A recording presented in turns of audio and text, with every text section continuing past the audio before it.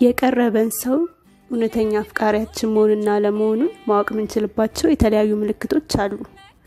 ወይም ደግሞ ያ ሰው እውነተኛ አፍቃሪያችን ነው ወይ የሚለውን ለማወቅ የተለያዩ ነገሮችን ልናይ እንችላለን ወይም ልናስተውል እንችላለን።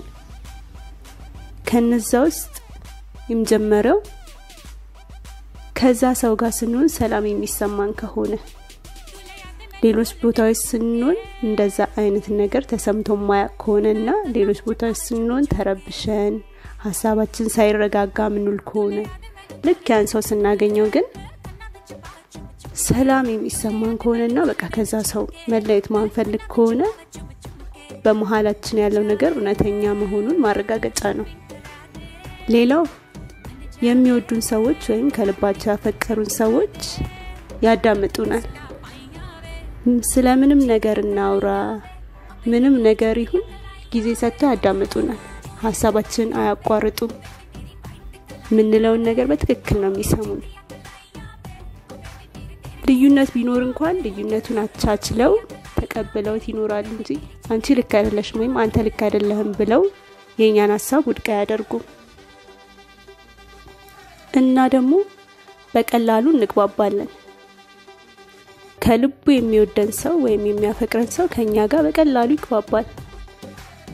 ምክንያቱም የሁለታችንም ሐሳብ እውነተኛ ፍቅር ስለሆነ ያም ሰው እኛን ከልቡ ነው የሚወደን፣ ከልቡ ነው የሚያዳምጠን። እኛም በፈለግነው መንገድ እንድንሄድ ይፈልጋል። እኛም ለዛ ሰው እንደዛው አይነት ስሜት ስለሚሰማን በቀላሉ መግባባት እንችላለን ማለት ነው። ሌላው ደግሞ የፈለግነውን ነገር እንድናደርግ እድሉን ይሰጡናል።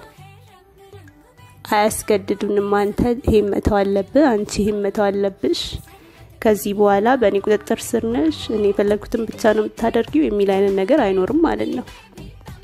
የፈለግነውን መንገድ እንድንከተል ይፈቅድልናል ያፈቀረን ሰው። እርስ በርስ እንተማመናለን። ያም ሰው እኛን ያምነናል፣ እኛም ያን ሰው እናምነዋለን። ምክንያቱም እውነተኛ ፍቅር ስለሆነ። ሌላው ኢፈርት ያሳያሉ ግንኙነቱ እንዳይቋረጥ። ያጠፋነው እኛ ብንሆን እንኳን እነሱ ይቅርታ ሊጠይቁን ይችላሉ፣ ምክንያቱም እኛም ማጣት ስለማይፈልጉ። በቀላሉም እጅ መስጠት አይፈልጉም። ግንኙነቱም እንዲጠፋና እንዲቋረጥ አይፈልጉም። ምንም አይነት መስዋዕትነት ከፍለው ቢሆን ግንኙነቱ እንዲቀጥል ያደርጋሉ።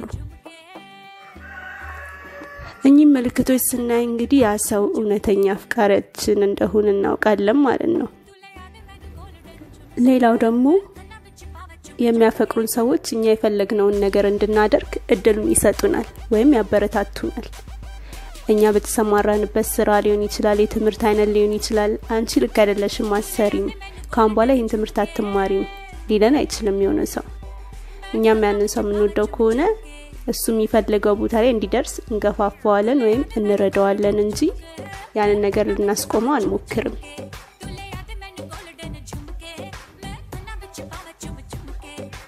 እርስ በርሳችንም እንተማመናለን።